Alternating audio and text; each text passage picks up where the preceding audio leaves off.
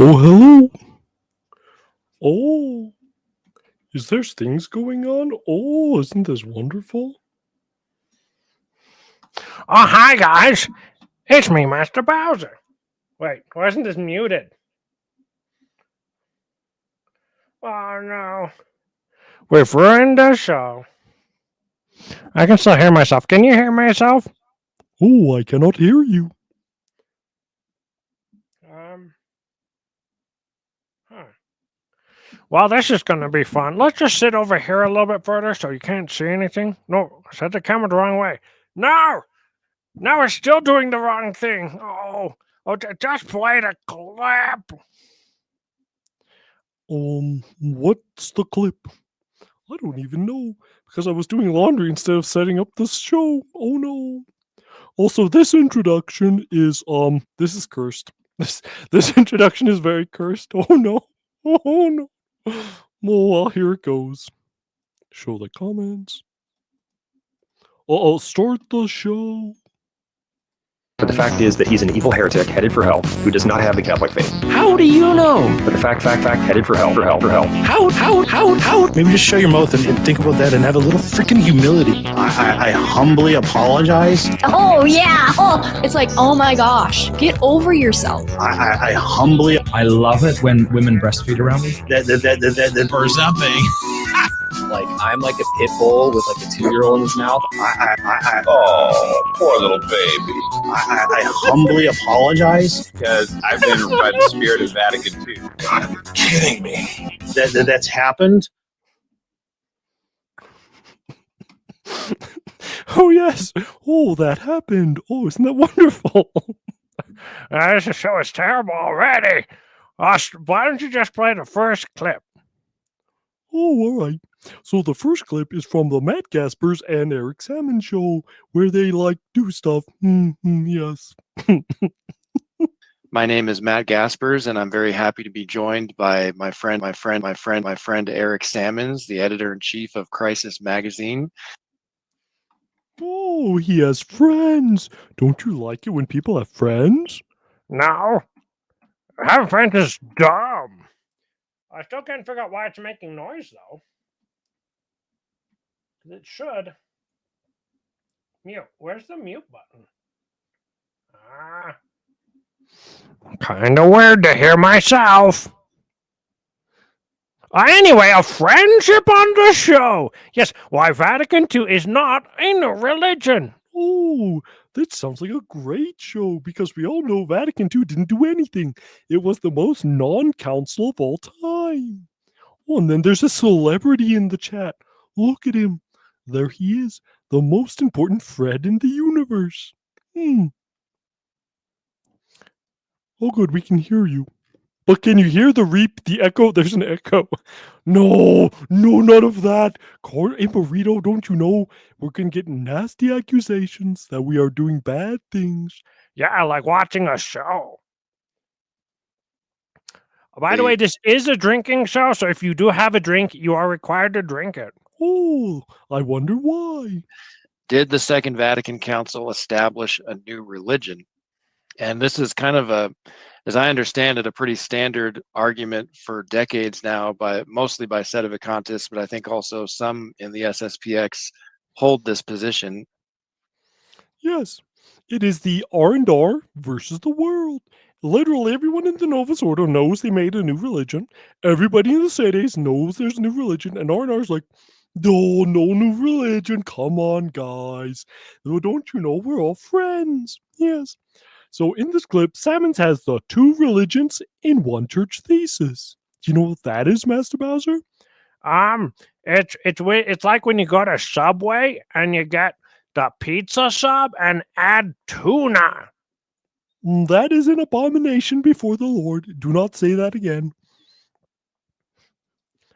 Yeah, so what I was saying there is, well, first, actually, let me take a step back. We need to always define our terms in these situations.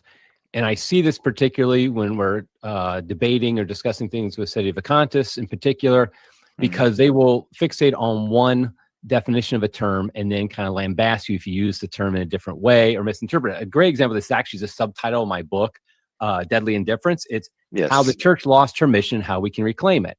And No, did you know, Master Bowser? The church can lose her mission. Wait, it can? So then what is it? It's the missionless church. It's kind of like when your mom buys you mission tortilla chips and you eat them. And then there are missionless tortilla chips. Okay, I guess. Wait, don't knock the Subway tuna pizza. Oh, there's got to be a critic everywhere. I think this guy's actual name is Bootlickster36.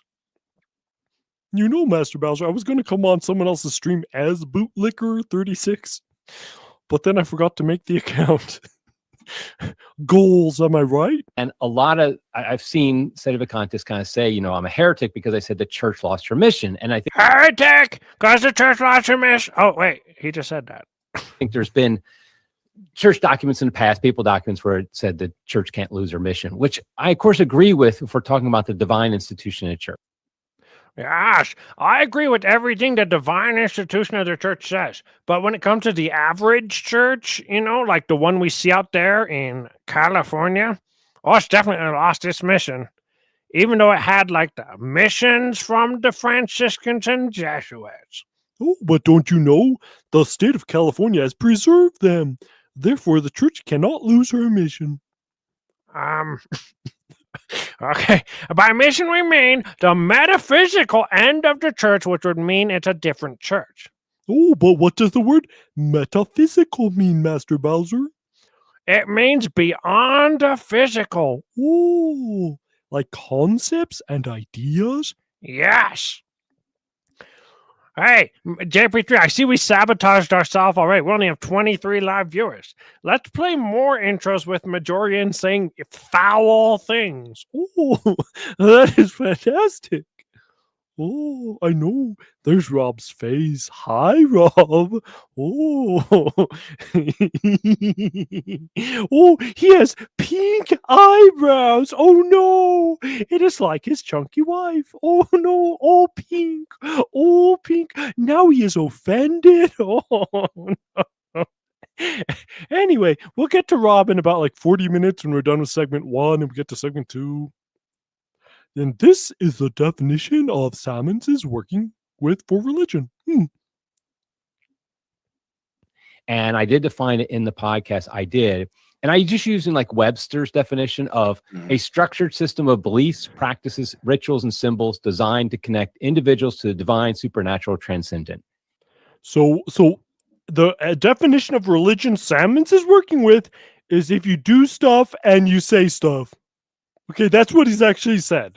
Let's play that again.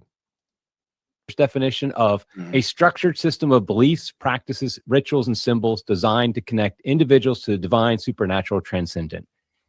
And so what I'm saying is, and my point of that podcast was saying, in practice, how many people actually live out what they believe is Catholicism, you know, i.e. their system of beliefs and practices, rituals, and symbols. That is a different religion from what I would call traditional Catholicism. And by traditional Catholicism, I don't mean like the traditionalist movement. I just mean like Catholicism as it's always been practiced. No, ching chong, bing bong bong. Why is there ching chong, bing bong bong, Master Bowser? I don't know.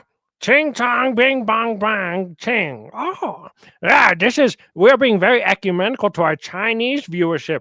Hey, did you know it's like morning over there right now? We have 3 Chinese viewers. I'm pretty certain we don't, but I'm just going to go with that. So Sam's just being a nominalist here. The religion is a unique substance with a particular nature. But for Salmons, the religion is whatever he says it is whenever he says it is. I think. Oh, but Master Bowser, what is a nominalist? Well, I'm glad you asked. Where's the epic pen? I need the epic pen. Okay, I need to delete that and get out a different screen. Okay, paint. There we go. All right. So a nominalist with a big N for nominalist, he believes that the words is the thing. So whatever I call the thing is. Oh, so there's no nature to the thing? No, no nature. Nature, put a big X through it. I got the other color. No nature. Okay, so what Salmons is going to do in this video is what you do is the thing. Oh, so there's clearly like 1,400 different religions in the Novus Ordo. Yeah, but Salmons is going to say the opposite. Wait, but how can he say the opposite, Master Bowser? Because he's an idiot, and he's stupid, and he's never done any academic work in his life, and he's retarded. Oh, is that why we're covering him? Yes. Oh, okay, let's continue on with the show.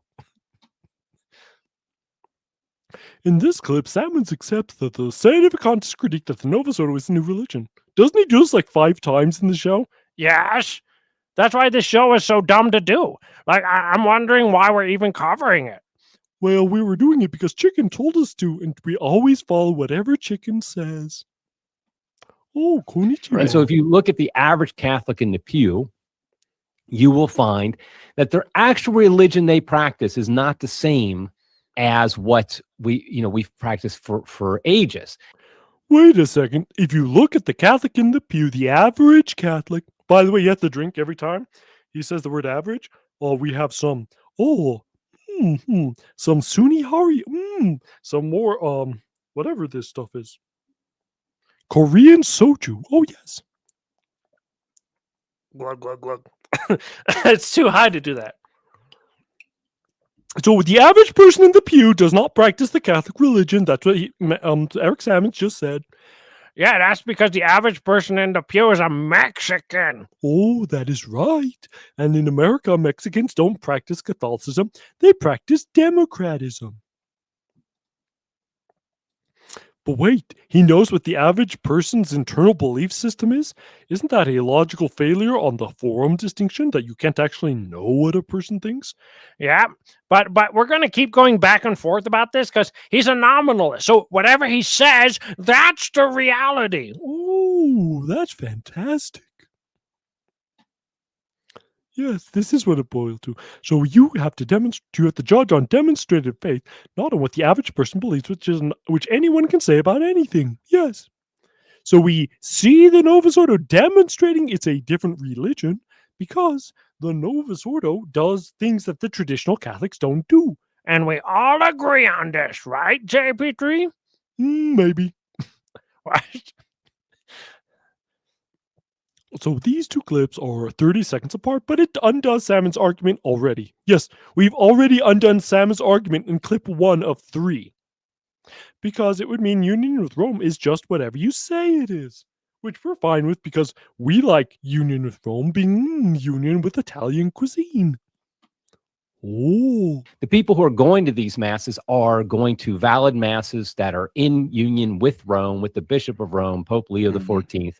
And so it still is one church, Right. but the idea being that like a Father James Martin does not in practice live out the same religion, believe in the same religion as Bishop Athanasius Schneider. I mean, I just don't see how you can debate that statement right there. I mean, Wait a second. So they all go to valid masses that makes them all in union because they're all in union with Rome and they're all valid in communion and in union.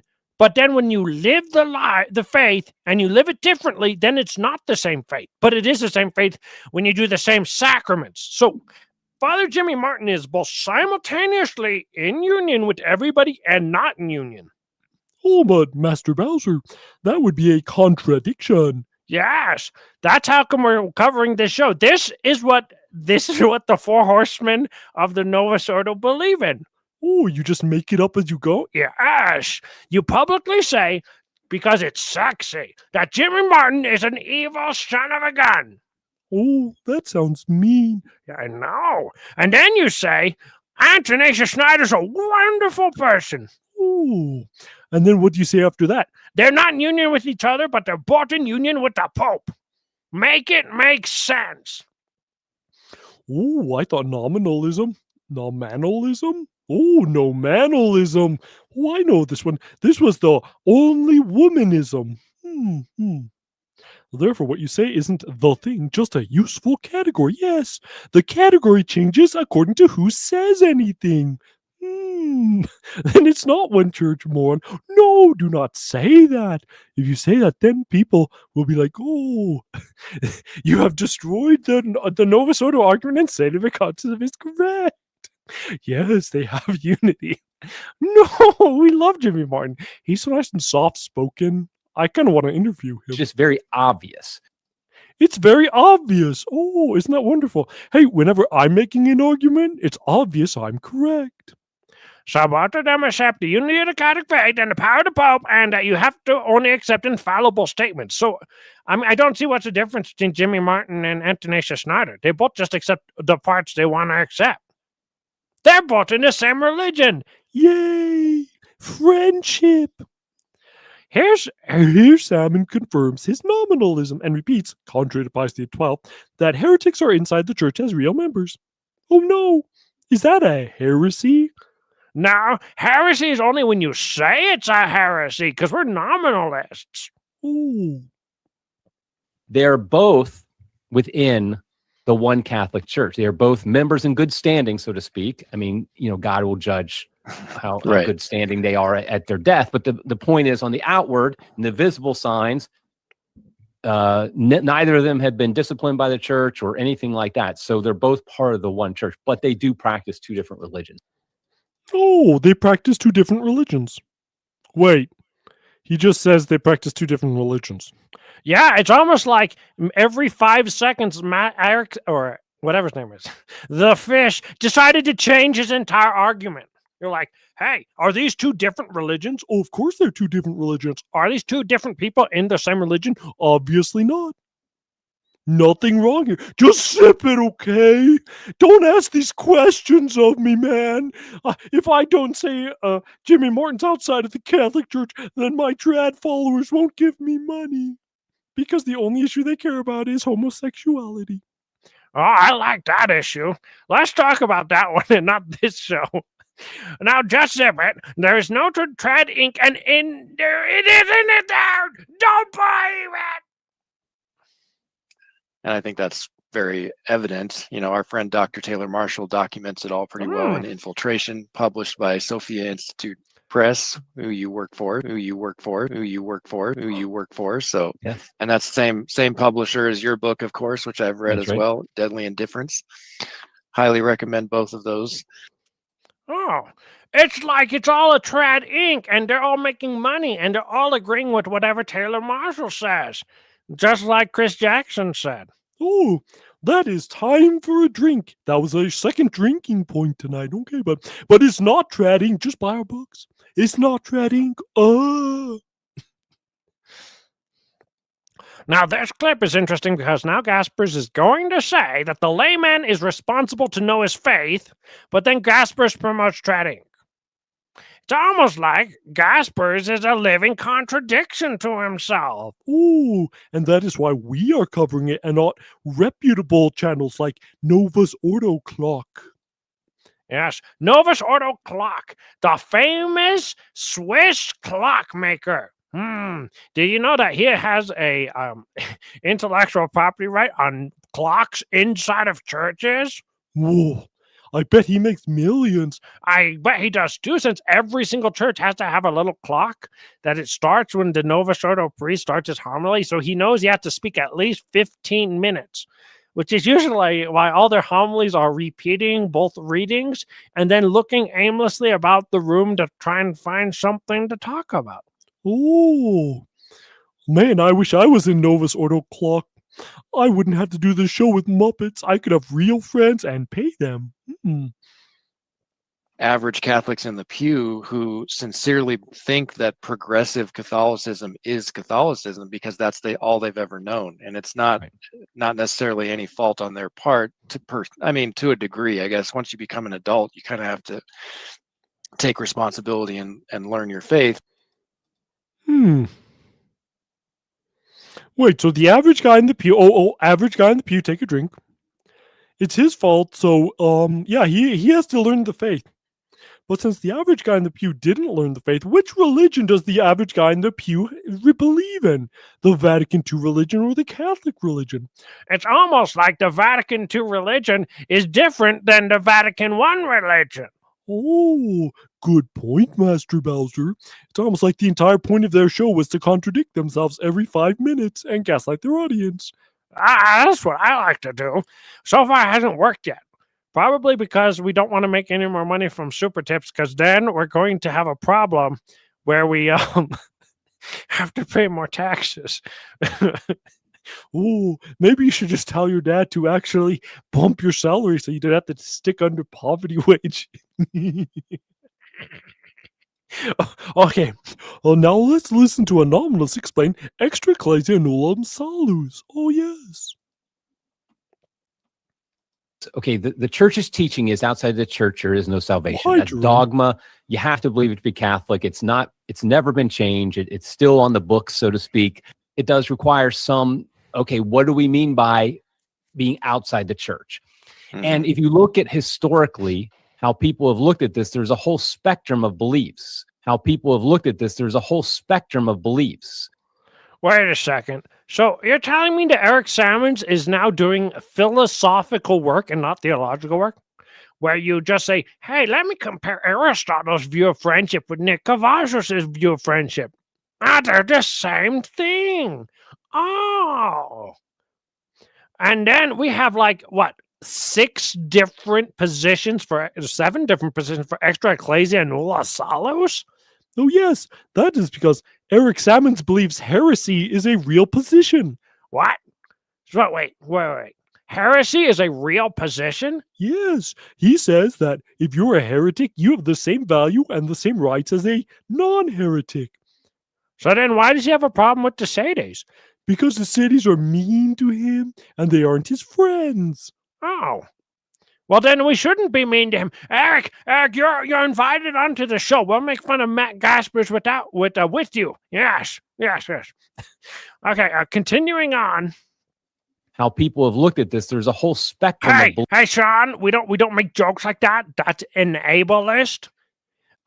We'd like everyone not to write things like this because this is offensive. Sorry, I love doing that bit. Anyway. Beliefs. Oh, and there's one dogma and many beliefs, or one truth and many conditional truths. And the rest are heresy, right? How are there many beliefs if there's only one dogma? No, yes. We have no idea what he means anymore. I've got one dogma and many beliefs, and the dogma is... I don't have anything, sorry. Never mind, just keep playing.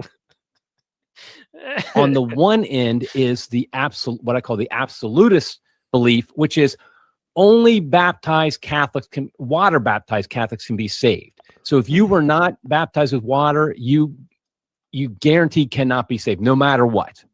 And then on the other extreme is the universalist, meaning everybody's going to be saved. Yes. I think that he doesn't know the difference between theology and truth and heresy and nominalism. Like, if you're going to do a show, hey, here's my show. Oh, okay, what's the show, Master Bowser? Why Master Bowser is better than JP3. Mark? Okay, the show is terrible. It goes like this. I'm better because, there's many people with different opinions. And some of those people's opinions are my opinion. Okay? Oh, but then this is theology, and we have a suit and tie, and we sound intelligent, therefore people believe us. Yes, that's because people are stupid, and people will watch anything. Including a grown man play with Muppets. And stuffed animals. Oh, and Cherno, too. No, not Cherno. We don't invite her to the party. Anyway, those are called heresies and not valid opinions, retard boy of the century. Frickin' nominalists. But if you look at how somebody like a Bishop Barron talks about this issue versus somebody like a Bishop Athanasius Schneider, you see they really do. We would like to take back every single bad thing we have ever said about Eric Sammons. Except he doesn't have a tie on. What's up with these guys and wearing suits and no ties? Oh, that is because their necks are bulging because they have to swallow down all the lies they are sputtering out. Diverge in practice, because you know somebody like a Bishop Schneider is going to emphasize you just need to become Catholic. That's what needs to happen. So if Ben Shapiro asked him on a podcast, do I need to become Catholic? We all know what Bishop Schneider would have answered. Well, when Bishop Barron was asked that exact same question by Ben Shapiro on his podcast, it was like, I think in 2019, he didn't say yes. He went to a whole thing about like Vatican II and your conscience, and Vatican II and your conscience, and Vatican II and your conscience, and Vatican II and your conscience, and St. John Henry Newman, and all. Why does he keep saying Vatican II and your conscience? Doesn't he know that there is no difference in Vatican II and your conscience? Oh, wait! No, Bishop Barron thinks there's two religions. But Bishop Barron's a conservative and in union with Schneider, and they're both in the Wait, the name of the show was Vatican II is not two religions, right? So why is this like the third time now that he's pointed out that most Novus Ordos are in two different religions not related to one another? Oh, this is because he is Eric Sammons, and he must just say things to fill up dead air. I wish something else would die. All these things without just giving a clear answer. Oh, yes. Moral money, the case for Bitcoin. Yeah, I could write it off the top of my head. I could probably do a whole show on Bitcoin just off the top of my head. Too bad you cut the hair off the top of your head. Now there's nothing there, no thoughts. So at this point, it should be clear that the requirement for Sammons is lip service to the warm button chair. Therefore, you're a Catholic. Yay! Yeah, I mean, sedevacantism has been defeated. All you need is just to like say words and be like, yes, there's a warm button in a chair. I guess I'm a Catholic. Oh, that is fantastic. I love how easy it is to defeat sedevacantism. Yeah, at this point, all we have to do is just say that sedevacantism is like a made-up idea in a solipsistic world, and it's the anaphora of the antecedent before the procedent in the dialectic with the hermeneutic and the horses. I think. Yeah, and then we would all be modernists, yeah. The point is, what? Why on earth would I write a Bitcoin book? I can't even write my fantasy books. Oh, the average Catholic in the pew question. If human sacrifice is part of my culture, can we be onions? Bootlicker 36. Oh, we found Bootlicker 36. Wee, wee, wee. Do you hear me? Stop it! Wait, it played on my phone first, then on my other monitor.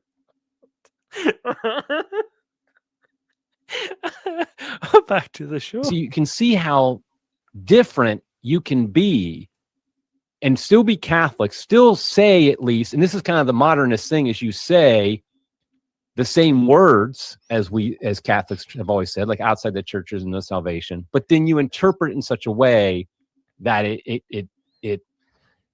neuters the real strength of the teachings. So if I happen to take things like, oh, you must be baptized to be saved, and make it mean you don't have to be baptized to be saved, usually you would call that person a liar. But we can't call them a liar because they might buy our book, JP3. We have to call them someone who is confused. Oh, this is fantastic. It's almost like the entire religion is just make it up as whatever you could say just to save that Leo is the Pope, because you have to have a Pope. It says in Vatican I, there must always literally be a man on the seat or else everything in the world is bad. And then everything in the world went bad. So what's the difference? Part 2, question. Can nominalists go to heaven? So I actually want to ask the question to the chat. Can nominalists go to heaven? No one knows what Gaspers is doing. Gaspers does these retarded shows where he's like, Hey, Bishop Anthony Schneider. I know that you've denied multiple dogmas of the faith, but can you just say the words like, you're a good Catholic, Matt Gaspers? Oh, thank you, Your Excellency. Hey, Schneider. Are the SSBX going to get excommunicated, but we don't have to care about it anyway? Because screw papal authority, right? Am I right? Right? Oh, is that true? Thank you, Bishop Snyder. You're the best ever. Hey, Bishop Snyder, can you bless my irregular relationship with the Cherno doll? You can. Thank you, Bishop Snyder. Oh, yes, that is what Matt Gaspers does on the shows. He asks questions and are really stupid. And the answer is no. Nominalists cannot be saved. You are right, Southern Papist. Oh, yes. Oh, yes, this is true. Thomists are not saved, only Jesuits. No. He referred to our Lord infamously as the privileged way of salvation. Ooh. And ironically, for the big, he's a huge fan of Vatican II. That's not actually what Vatican II says. Lumen Gentium 14 refers to our. What did he say? Says Lumen Gentium 14. Oh, Master Bowser, we must drink. Oh, get that off the screen. We need to drink. Grazie, signore. Delicious. Soju is so delicious. Yes. It is time for more drinking. Every time they say things like, Lumen Gentium 14 or average Catholic, we have to drink because it's just the greatest thing. Did you know Lumen Gentium 14 exists? Yes, we all know Lumen Gentium 14 exists. Who cares? It's not the whole Bible. No. Just like the Feniites believe the whole Bible is John 3:50 or John 3:5, the entire Vatican II is the Lumen Gentium 14. None of other Vatican II exists. It's all Lumen Gentium 14. 15 doesn't exist, 16 doesn't exist, 8 doesn't exist, Unitatis Reintegratio doesn't exist. No, the whole thing is Lumen Gentium 14. It's a floating piece of dogmatic truth in an ocean of we don't know what it is. Refers to our Lord as the unique way of salvation. Are there any parts tonight on SpaceX IPO tomorrow? Hey? What's SpaceX doing? Anyway, yeah, I'm sorry. I get so excited whenever they talk about Lumen Gentium 14 because they think this is something no one's ever heard of, and it's a great trump card. Dun dun dun! Oh, do you guys not accept extra Ecclesia Nulla Solus? Lumen Gentium 14! Go away, spirit! That is how they react. And stuff. In this clip, Simons is still talking about the average Catholic. Yay, another drink. I mean, I think we have to acknowledge, if you compare him to the average American bishop, he's heads and tails above them in so many ways. And that's...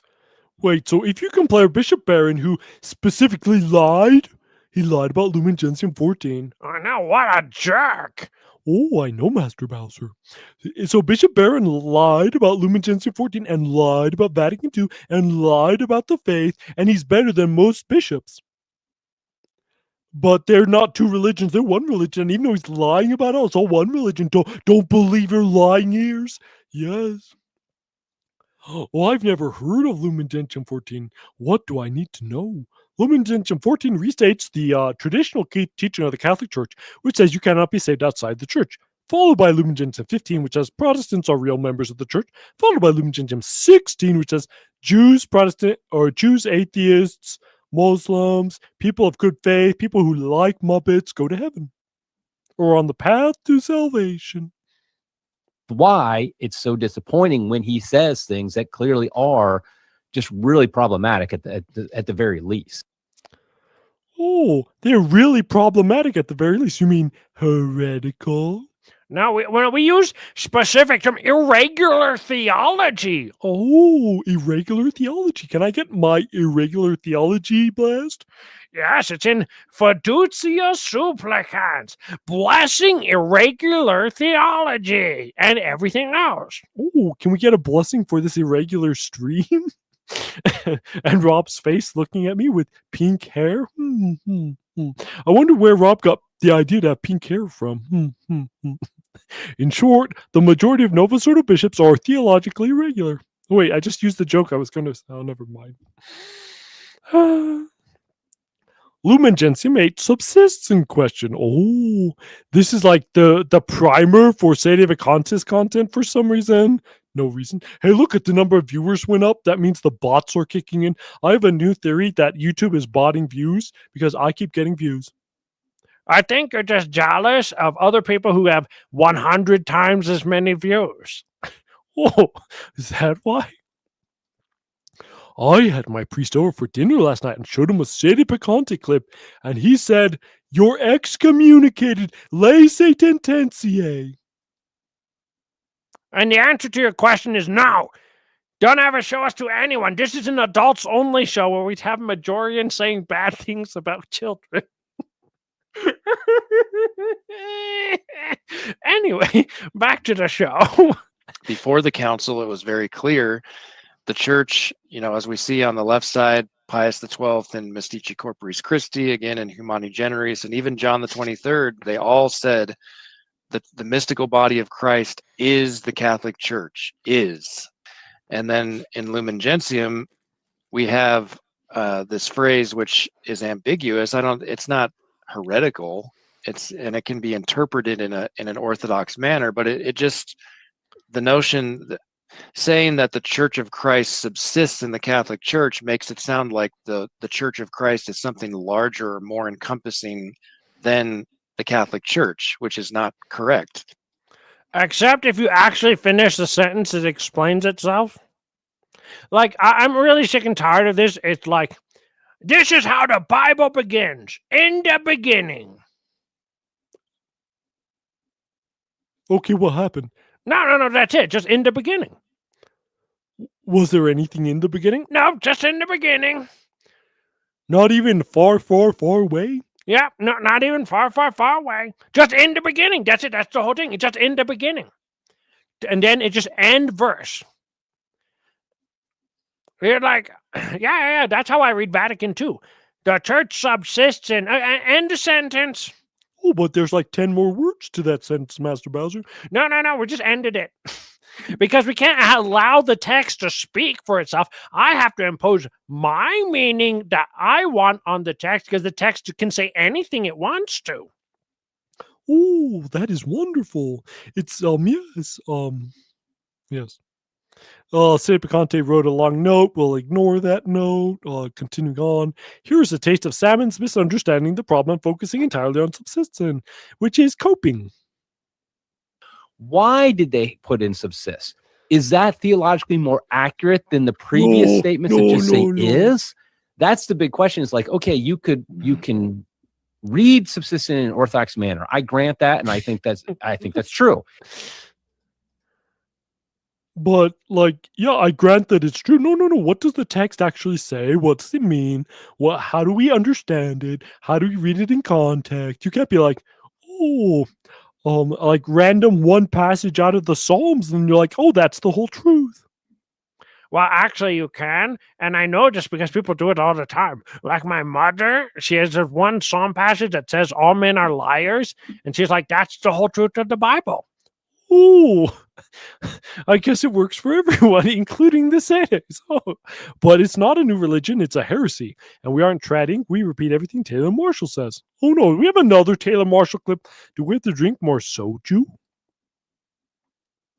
There's not a new religion being created by this statement, in the sense that all of a sudden the Catholic Church is no longer believes what it believed before. But what is happening is it's allowing the establishment of false beliefs, a false religion, so to speak, within the Catholic Church that has kind of it looks like it's endorsed by the council. Wait, so it's not really a false religion? It just is kind of a false religion, and it's not really in the Catholic Church? It's just kind of in the Catholic Church? Yep, that's what it's called coping. Hey, did you see that I ran out of gas?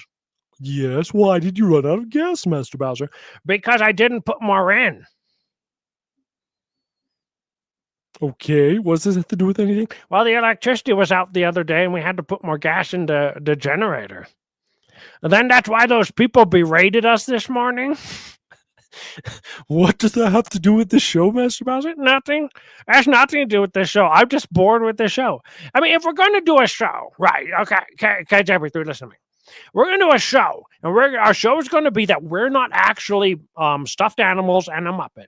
Oh, but we are stuffed animals in a Muppet. No. We're real people with a real lives and real life experience. But we aren't. No, but we are for the sake of the show. But we didn't. Yeah, see, that's the whole show. The whole show is me disagreeing with reality and then just saying that it kind of isn't disagreeing with reality. But then we would be Eric Sammons.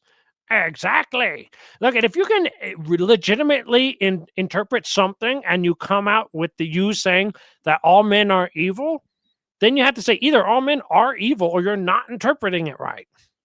But you said it was legitimate to say all men are evil. Yes, therefore all men are evil. And it's in the Bible in like 2 places. Oh, I must reconsider my relationship with men. Oh, they are evil. It's not heretical, it's just modernist. Oh. No. Can we not do the Orthodox gay blessing problem? Oh, that is right, Olin. The intro gives everyone AIDS as soon as it's played.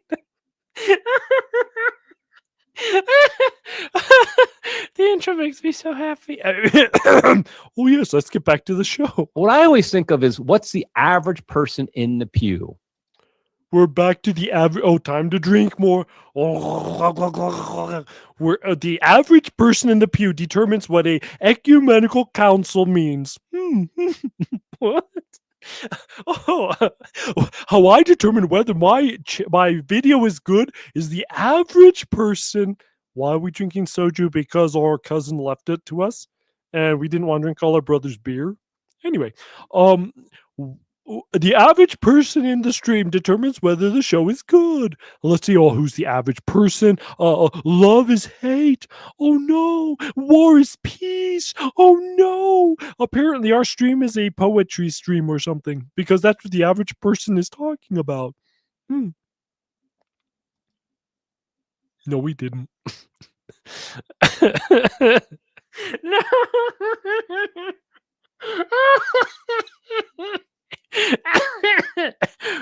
No, I don't think he thinks he's far above the average person. He's just trying to do this appeal to the common man fallacy. Oh yes, the common man believes the government is screwing him. Therefore, the government is screwing him. The common man believes he should be paid more. Therefore, he should be paid more. The welcome to statements that have no meaning by JP3. Yay! Who has no theological training, doesn't need, because you don't need a theological training to be a good Catholic. You shouldn't have to, at least. Right. What do they think? Well, they hear their pastor have an ecumenism service and talk about all Protestants and Catholics and Orthodox and Anglicans all being part of one Church of Christ. And then when you go up to Father afterwards and say, "Oh, what do you mean by that?" It's like, well, Vatican II says, the Catholic Church, Church subsists in the Catholic Church, meaning that these other also subsist in it. And the what the average Catholic does? He walks away and says, "Oh, okay." Oh, okay. Yeah. Just okay. Oh, the next question is membership in the church. The reason why we're playing this part is because Eric Salmon's actual argument is, well, I went and talked to some normie. Wait, why is he a Bitcoiner if he's talking to normies when Bitcoin is an elite group of just a few million people? Oh, because Eric Sammons changes everything he believes according to the day. Oh, okay. Next question is what is membership in the church? Obviously, before the council, it was very clear, all saying that heretics and schismatics are excluded from the church. All saying that heretics and schismatics are excluded from the church. Or the decree on ecumenism, Unitatis Redintegratio, we see something I think is pretty different. It says, for men who believe in Christ. What was that? Was that we see something that's very different? Is that like a new religion? Dun, dun, dun! He's like too much. Like too much what? Oh yeah, so like too much what? Like too much truth. Oh, did you see that? There was like too much truth. Yeah, I know. It's like I'm really confused as to why they were still going on at this point. We're like probably half an hour into their show. They're like, hey, let's do a show where the conclusion to every single question we bring up is that there's two different religions, but we're not going to say there's two different religions. Oh, this sounds like an SNL skit. Yeah, it's almost like this is a running gag. It's like it's a joke, and we're not in on the joke, and they think they're in on a joke, and it's really funny, and like it's a fat woman joke apparently about farts, I guess. Oh, this sounds like a great joke. No, it doesn't. Jeffrey, play the video. Christ and have been truly baptized, again, non-Catholic Christians, are in communion with the Catholic Church, even though this communion is imperfect. So what's your take on this whole degrees of communion in the church debate? Well, it's kind of like degrees of pregnancy. You're pregnant, you're not pregnant. Right. Okay. So it was you're either not pregnant or you're not pregnant. And then he says degrees of pregnancy. Well, degrees of pregnancy don't exist. Right? So then what was Vatican II talking about? Oh, it was talking about made-up stuff that you might believe if you're an average person in a pew who believes a different religion. Okay. Yeah, it sounds very funny. If a Protestant is an imperfect communion with the church, what exactly does that mean for his or her salvation? That's an irrelevant question. The question is this: if you're in the communion with the church, how many degrees of communion are there? And then he's like, oh, there are no degrees of communion. Followed by him saying there's degrees of communion. You can't be, I'm in half communion, partial communion, irregular communion, if there's no irregular communion, partial communion, or half communion. And then you just said they're in communion, but you're not really in communion because you're not going to heaven, even though it says in the text you're on the path of salvation. We made it up. No, we're not allowed to make it up. But we did. That's the whole point of the show. If you haven't figured out, the entire point of the show is we made it up. Yay! What exactly does that mean for his or her salvation? Does that So now he's going to say that we have to change the field goal post and move it to now. What does it mean about their salvation? That wasn't the question. We're deliberately avoiding questions on our own private show that I'm doing with my best friend, fellow person in Trad Inc., but we can't actually answer the questions at hand. Okay. Welcome to Apologetics for the Retarded. That mean that it's like you just make it all up in purgatory? You'll be fine. You don't really have to do anything, even though they didn't receive and also being in communion, but yet they reject the reception of Holy Communion. I mean, you get in just some weird phases. And again, it just seems to me that what the church should be doing is the church leaders and stuff should just be emphasizing you need to become Catholic. But they don't. So what does it matter?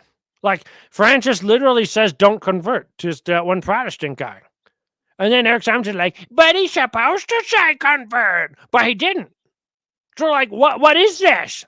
Hey, I'm Eric Simons. I'm going to make up my own religion and then say I'm in union with someone who disagrees with me on everything.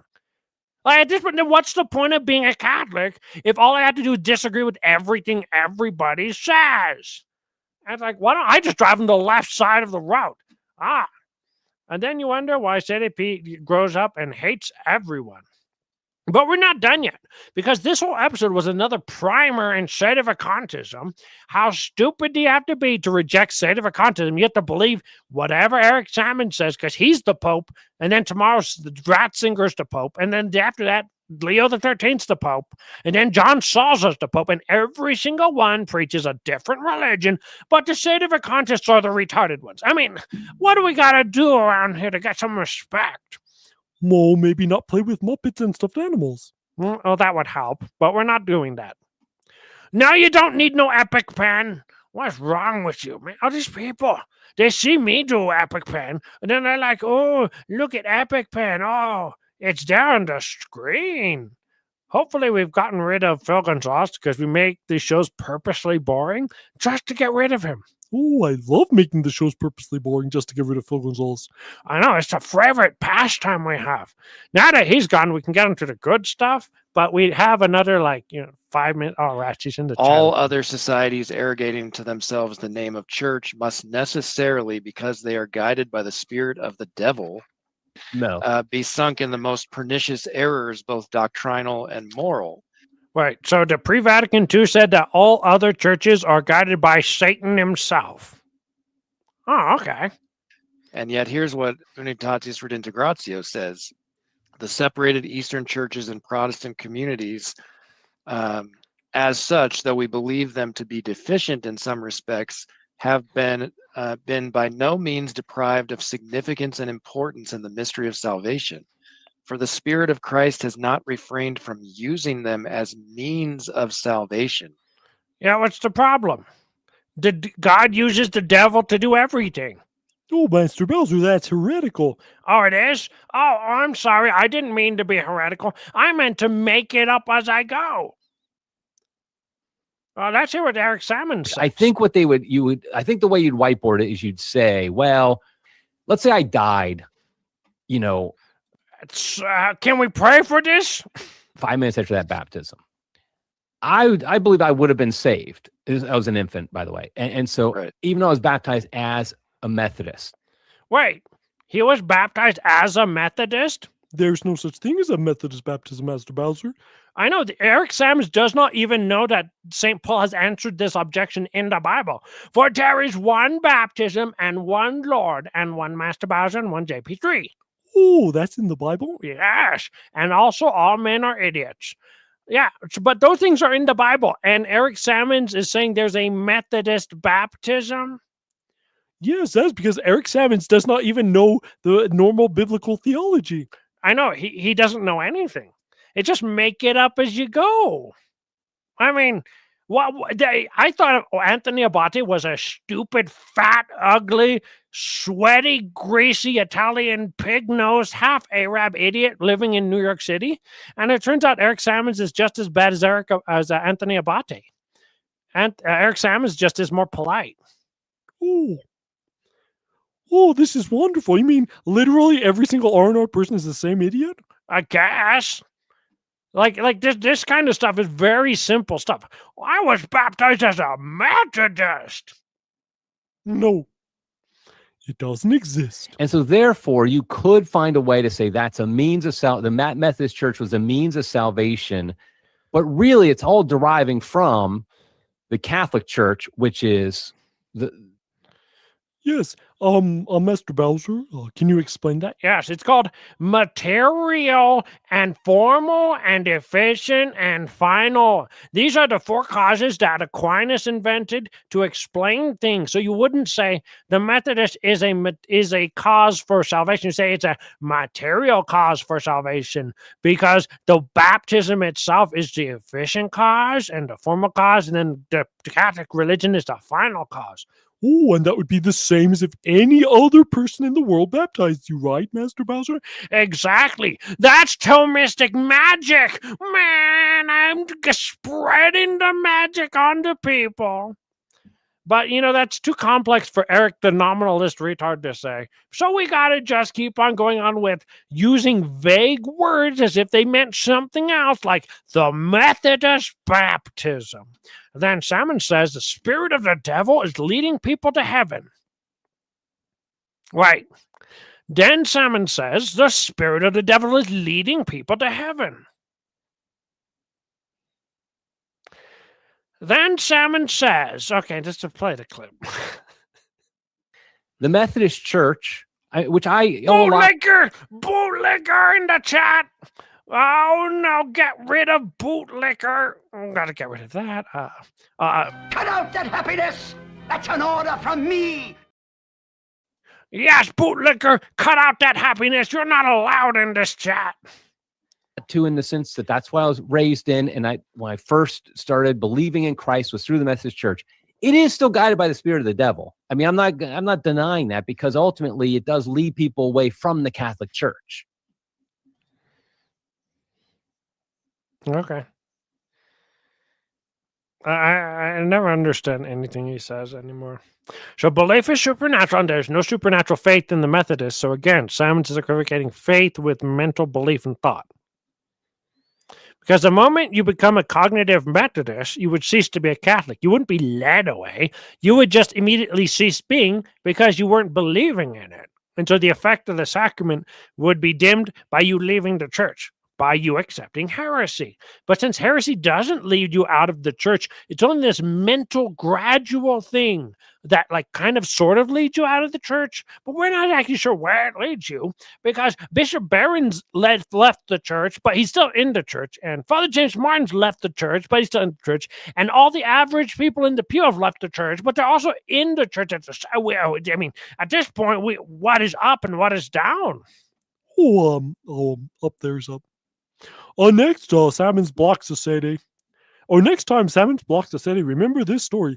It shows the utter hypocrisy of trading. I'm thankful, so thankful, because my best friend in high school, who was Catholic, he never let me be comfortable in my Protestantism. He always made me uncomfortable, and he made it clear that he thought I should become Catholic. No, I don't have the whip sound. I have that sound.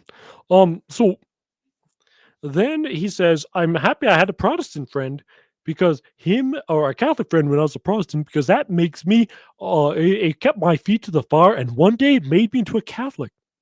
So then why does Eric Sammons block Sedes online? Hypocrisy. Oh, we have a drop for this. I'll play the hypocrisy drop.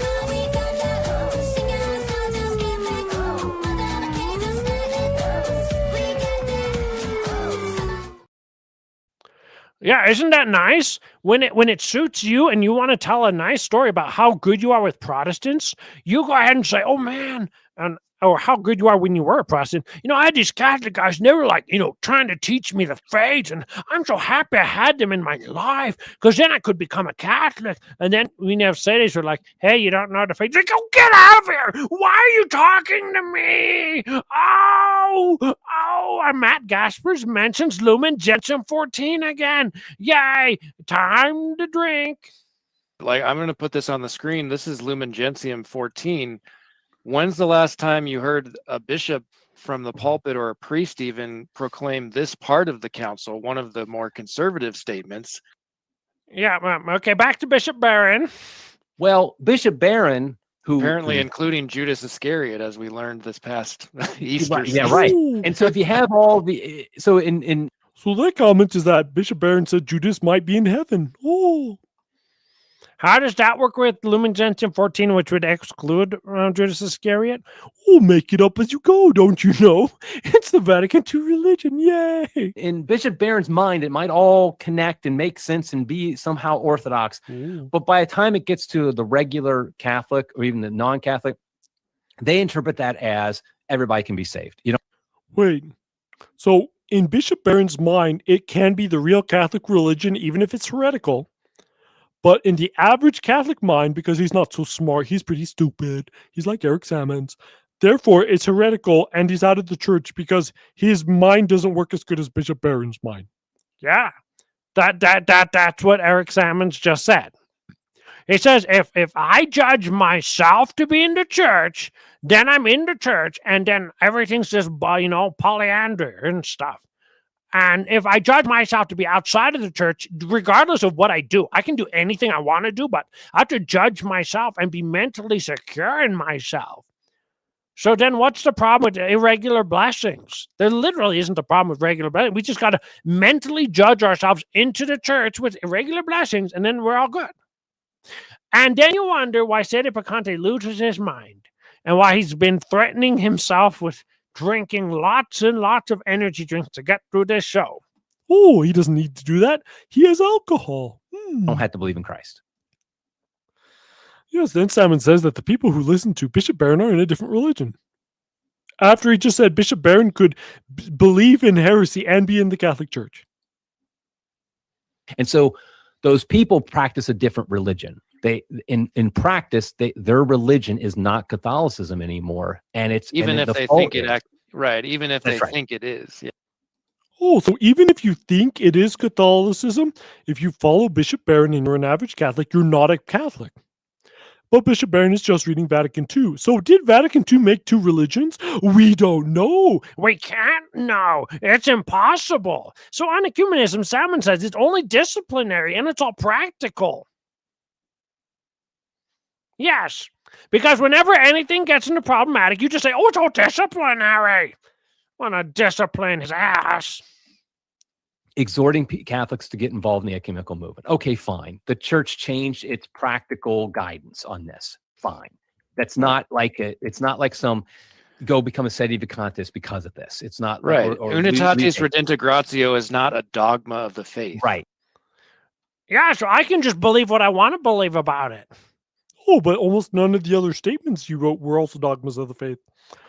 Anyway, so literally no one said it was a dogma of the faith. So who are you arguing against?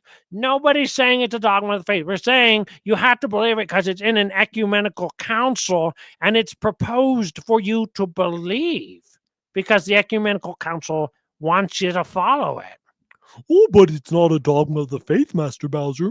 I know it's not a dogma of the faith. It's not a catma of the faith either. It's like, wait. Unitatis redentagratio isn't also ice cream.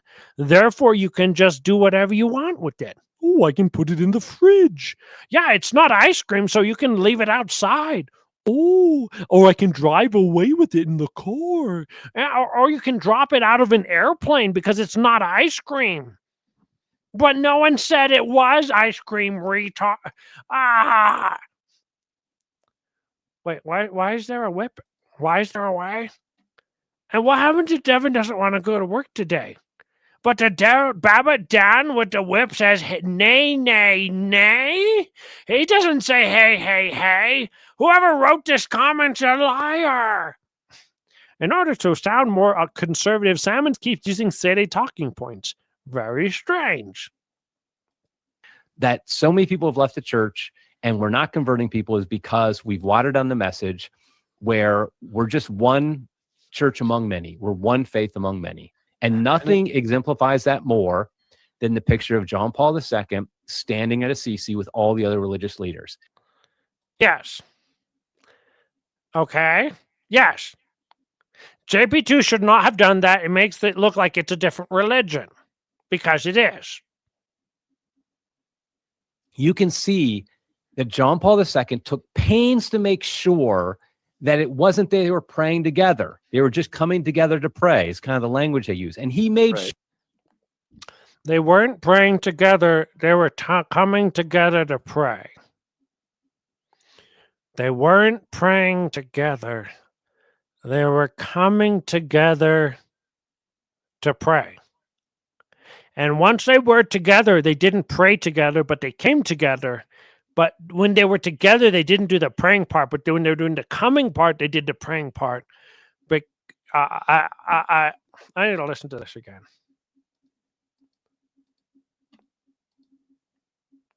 standing at Assisi with all the other religious leaders.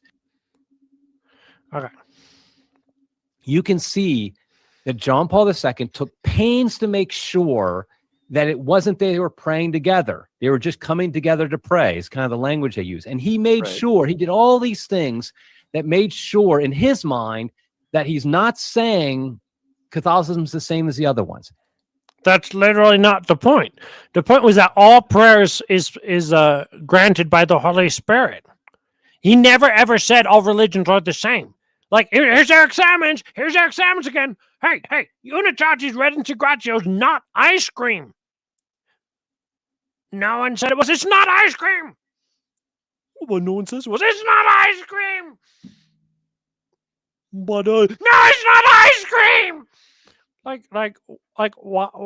is that the point? Like, nobody said it was all the same thing. There were different religions coming together to pray because they were different religions. They didn't come together to say, we're not different religions, therefore the coming together didn't need to happen. They're different religions. Therefore, they came together to pray because they're different religions.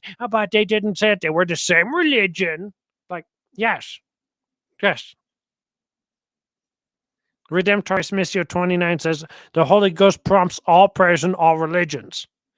Do you realize you can't just ad hoc something? Oh, look at, JP2 was actually the father of JP3, therefore nothing. Oh, this is horrible. No, Spartacus, why? Why? Oh, why is Abbott mom now? Why? What? For your information, Santa Picante is the only brother who got up today to go to work. Huh. Except for his dad. His dad is always up, though, because his dad doesn't sleep. Insomniac dad. No, so then Salmons personally judges JP2's reference to JP without reference to JP2's words on the matter. Yes. Just make it up as you go. That's how I like Whereas it. I personally do think that Pope John Paul II did not have. Wait, why is this? I personally do think. Who are you to have a personal opinion?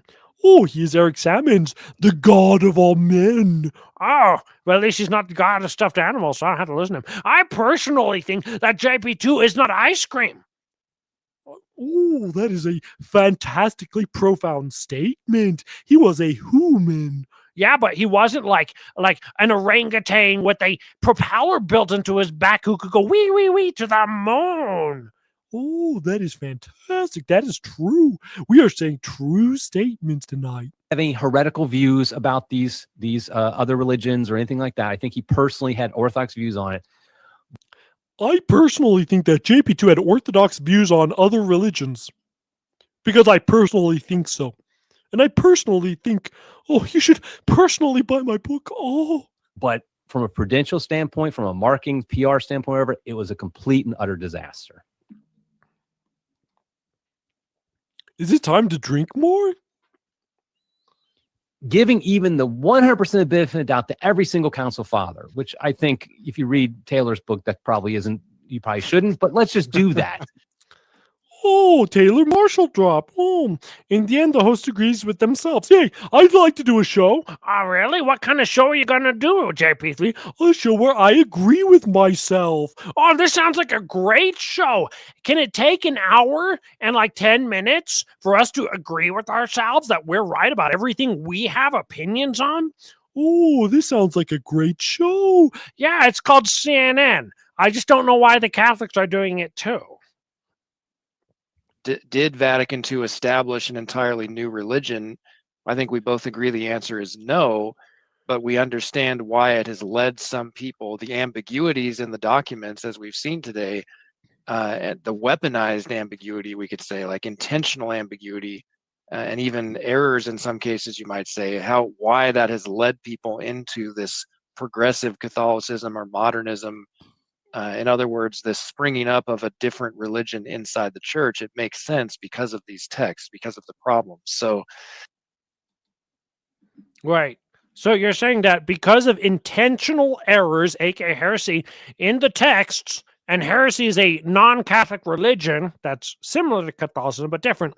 Therefore, even though it had heretical texts that are themselves not Catholic, it didn't create a non-Catholic religion, even though its texts were heretical. I mean, we're just coming together to not be together. I guess that's everything. We're going to go eat lunch together, but not eat. We're going to go driving in the car and go nowhere. Like, what is this? Just make it all up. Make it all up. I'm going to die. So then Pat Gaspers goes on with the pastoral angle, and we didn't want to listen to it, so we just ended the interview there. Okay, part two of the show. Now the part you've all been waiting for, the second part. Like this is obvious. This is like the most self-induced gaslighting nonsense. And it's like, oh hey, why don't the sedes respond to Matt Gaspers and Eric Salmons? What are we responding to? That they're stupid?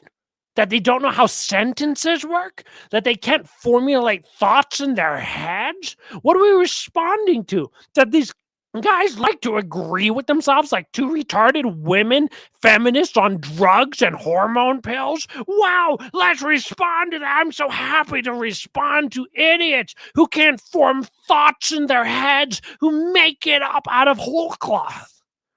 I can't do this. Oh, this is why we should do funny content. Yeah, but I didn't have electricity for like a whole day on like, when was that, Wednesday? For like the whole day of Wednesday. So like I didn't get things done. I just had to like slap stuff together. That's right. I might need some wolf sounds. Let's get rid of that. I hate this show.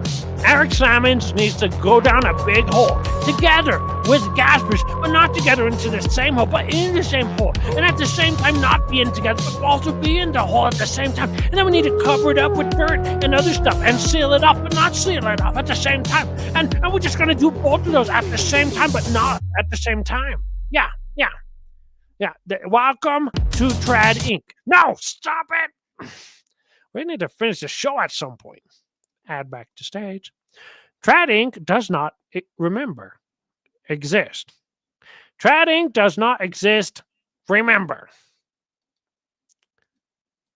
You're right. It doesn't exist. I control everyone. Now you're saying it wrong. You're like, right. It doesn't exist. But existing is, at the same moment, what it does do. But in doing it, it doesn't do it. And then when it does it, then it doesn't do it at the same time as doing it.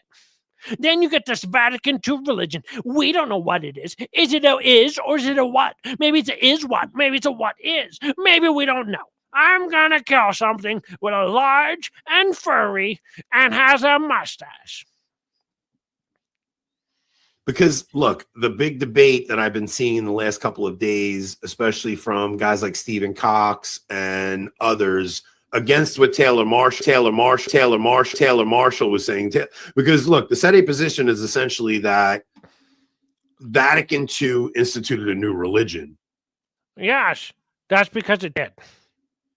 If it didn't, you wouldn't travel 4 hours to go get your baby baptized in the old rite. Rob the fat hypocrite, pink-haired hypocrite. Oh, that is so mean. We do not talk about pink-haired Rob on this show like that, Master Bowser. We have human dignity and respect. Oh. Now, in the conversation, Cox knows that Vatican II institutes a new theology of the church. According to Cisco and Salza, this would be a new religion. Yes. According to Cisco and Salza from 2 weeks ago, it would be a new religion because as a new ecclesiology. And this is what Abate has to say. Because ecclesiology is not the religion, right? And the church before there was two ecclesiologies before Vatican I. Wait, what? There were two ecclesiologies before Vatican I? So Gallicanism is a real ecclesiology now? So, did you know that before the Council of Nicaea, there was like 3 different authentically Catholic religions? Oh, I did not know that. Yeah, they're called heretics. No, but before they were heretics, then they were real Catholics. Yes. No.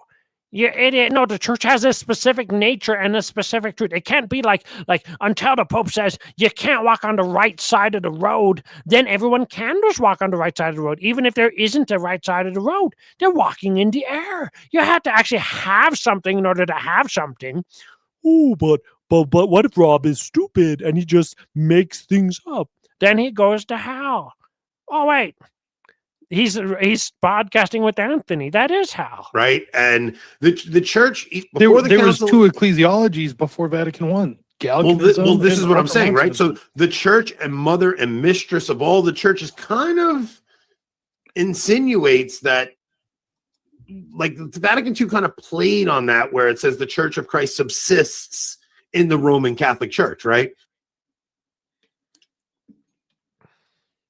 Yes.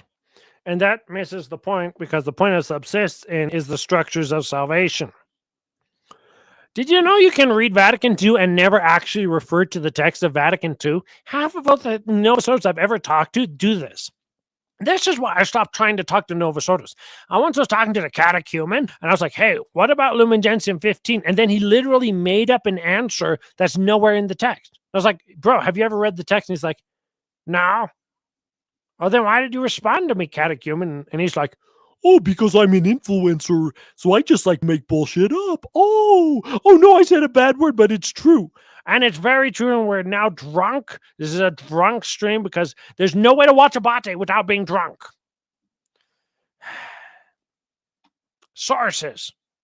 I made it up. And then Vatican II is saying the Church of Christ subsists in the Roman Catholic Church. I mean, and I'm not saying it's the same thing. And I know the ecclesiology has definitely changed after Vatican II, but I also do not think that constitutes a new religion. We made this one up.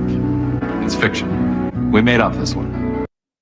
Yeah. You can just say it's got different theology, a different theology of the church, a different theology of communion, different theology of sacraments, different theology of bishops, but it's the same religion.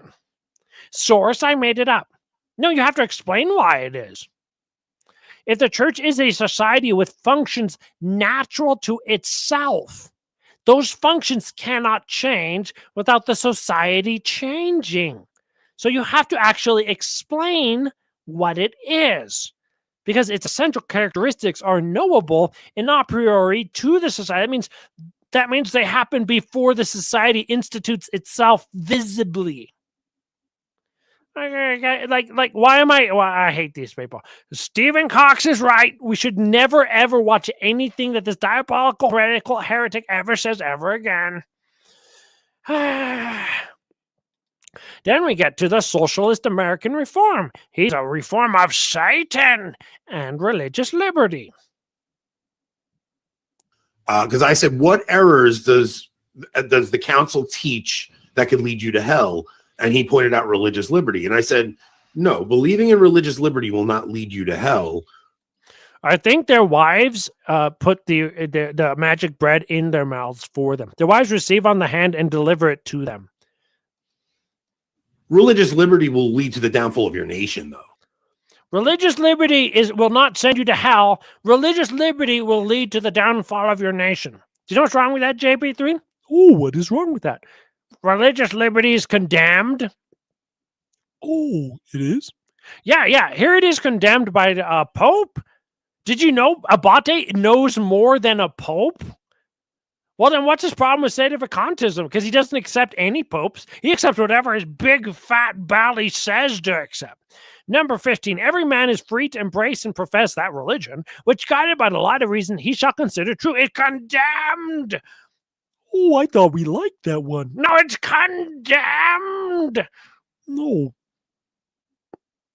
What about every man is free to play video games that, guided by the light of reason, he shall consider good? That is approved. Oh, we like this one.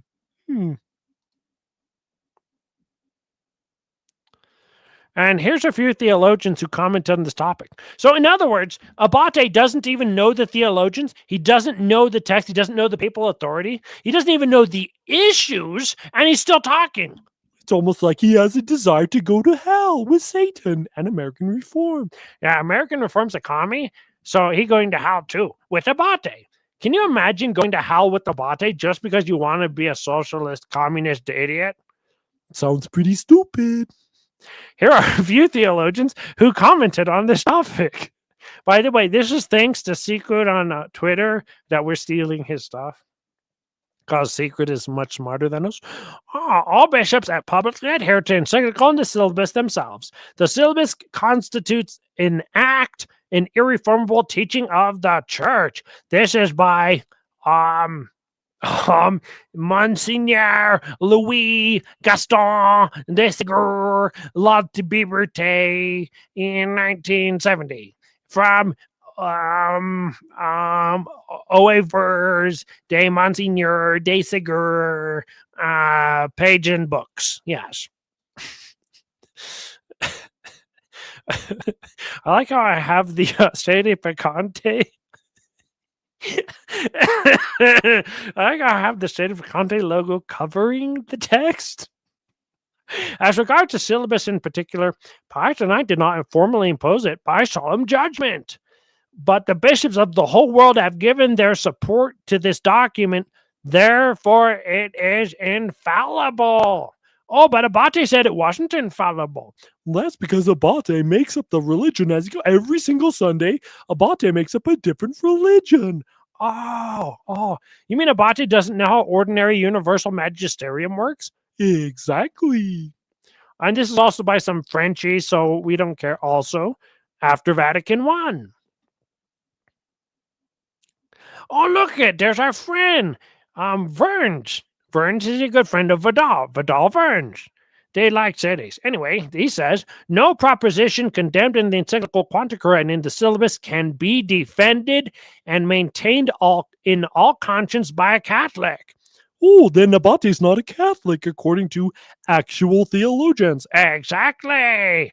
This is why Sede Picante currently hates all Catholics at the moment, because he's just wondering, why am I doing a show where we're doing the same exact thing we did a year ago and the year before that? And they're like, oh, I think today religious liberty is okay. I have a new way to look at it. Well, if you talk about sheep and the way they grow their fur, it's like, oh, okay, whatever. Sede P, please explain the property rights and why public worship violates Christ's property rights. Very simple. Christ, when he was on the cross, he homesteaded virgin soil called justification and sanctification. And since the object of prayer is justification and sanctification, loosely speaking, and it's a public act, therefore it's a violation of Christ's work on the cross for any non-Catholic religion to be publicly protected by a Catholic state, or to be publicly protected at all.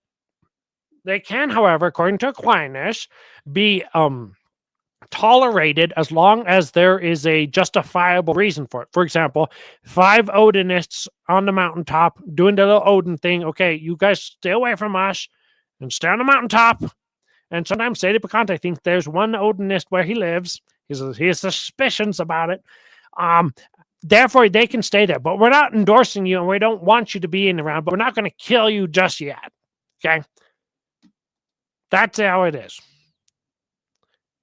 Anyway, your daily reminder, Anthony Abate and Rob are apostates. Oh, look at this. Oh, I love apostates. Is that what I spread on my bread? No, that's jam, you idiot. Oh. But if you personally believe in religious liberty, you're not going to hell. It's not a mortal sin to believe in religious liberty. So it's not a mortal sin to believe in religious liberty, even though a theologian said you can't be defended. Okay. no, the church has not taught anything from the council or beyond that you are required to believe that will lead you to hell. Like Wait, it hasn't, except for where it did. Okay, make it up as you go. Sorry, you will not convince me that the church has taught something in Vatican II that will lead you to hell. Plus, I think plus Vatican II isn't saying that you have to believe the Mormons, or the Mormons have a right to have a temple in Salt Lake City or something. Yeah. It isn't. It literally is. The Vatican II is not teaching the Mormons have a right to have a temple in Salt Lake City. The issue is you have to have the right to publicly worship, because religion always has a public element. So you would have to have either a mountaintop or a church in order to exercise the human right to practice religious liberty. I'm sorry, these guys are beyond stupid. Okay, oh, look, here's Vatican II. This freedom means that all men are to be immune from coercion.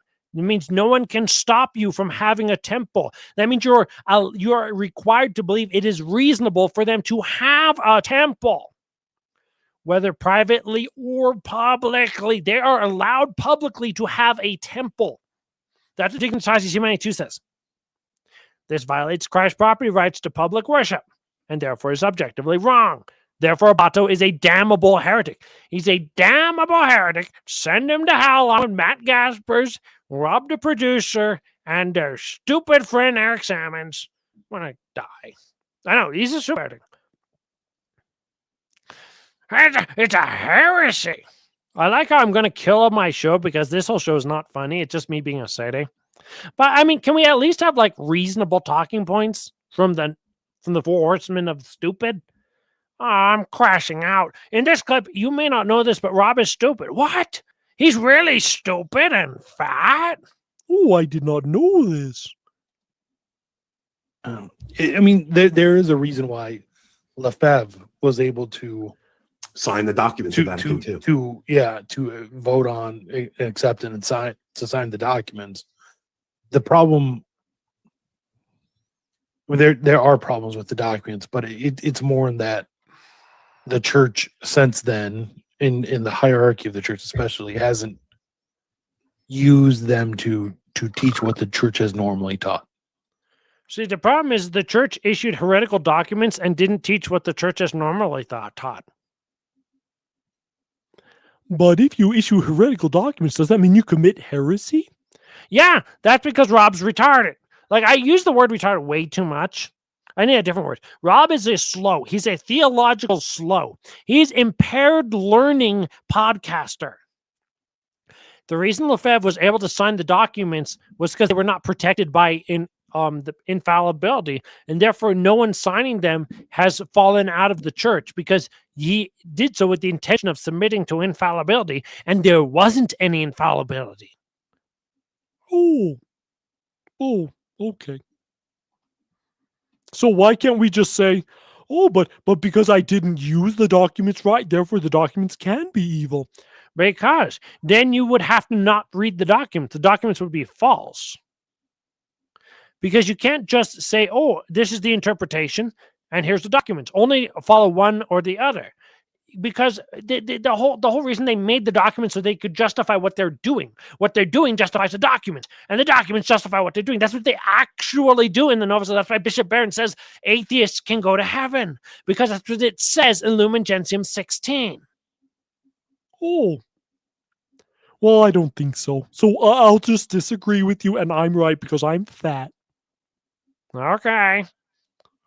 Whatever. In this clip, we get to Vatican I lines. No, liberalism in session is the 3, the stand. dogmatic constitution on the Catholic faith. So the Son of God, Redeemer of the human race, our Lord Jesus Christ, promised when about to return to his heavenly Father that he would be with his church militant upon earth all days, even to the end of the world. Hence, never at any time has he ceased to stand by his beloved bride, assisting her when she teaches, blessing her in her labors, and bringing her help when she is in danger. Right. So Christ would always help the teaching and would assist in the labors. So why is the numbers of Catholics since Vatican II gone down?